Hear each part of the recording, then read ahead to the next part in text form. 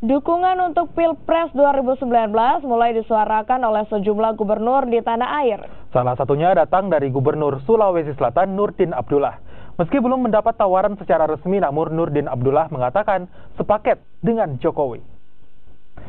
Dukungan ini disampaikan Gubernur Sulawesi Selatan Nurdin Abdullah saat menghadiri pawai obor Asian Para Games di Makassar.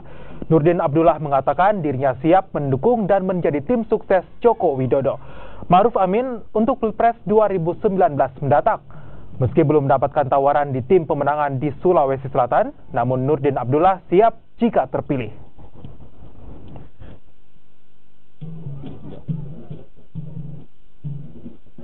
Jadi begini, secara pribadi saya pendukung Pak Jokowi. Kenapa?